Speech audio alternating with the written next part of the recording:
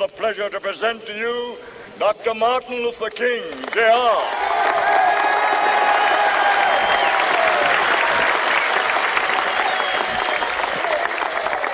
I am happy to join with you today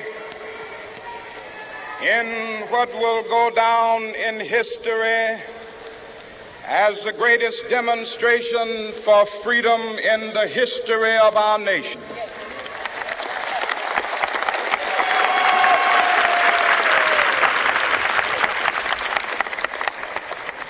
Five score years ago, a great American in whose symbolic shadow we stand today signed the Emancipation Proclamation. This momentous decree came as a great beacon light of hope to millions of Negro slaves who had been seared in the flames of withering injustice. It came as a joyous daybreak to end the long night of their captivity. But 100 years later, the Negro still is not free. 100 years later,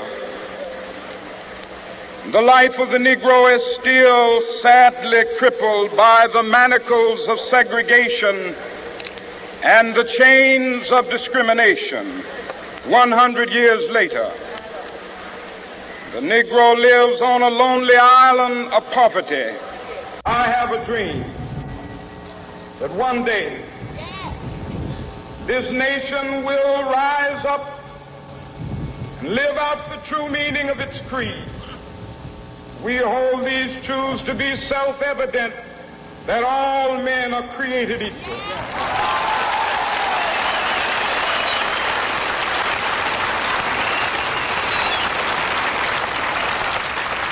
I have a dream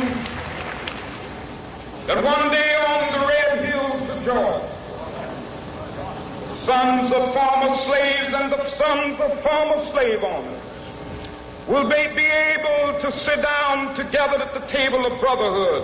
I have a dream that one day, even the state of Mississippi, a state sweltering with the heat of injustice, sweltering with the heat of oppression, will be transformed into an oasis of freedom and justice. I have a dream. My poor little children will one day live in a nation where they will not be judged by the color of their skin, but by the content of their character. I have a dream today.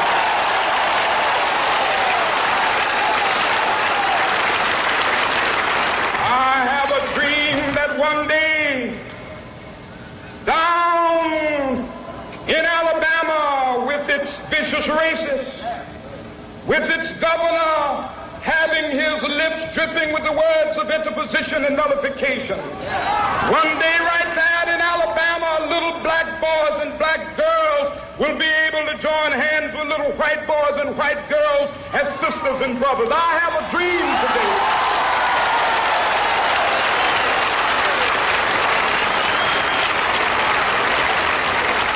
I have a dream that one day every valley shall be exalted, and every hill and mountain shall be made low. The rough places will be made plain, and the crooked places will be made straight, and the glory of the Lord shall be revealed, and all flesh shall see it together. This is our hope. This is the faith that I go back to the South with. With this faith, we will be able to hew out of the mountain of despair a stone of hope. With this faith, we will be able to transform the jangling discords of our nation into a beautiful symphony of brotherhood. With this faith, we will be able to work together, to pray together, to struggle together, to go to jail together, to stand up for freedom together, knowing that we will be free one day.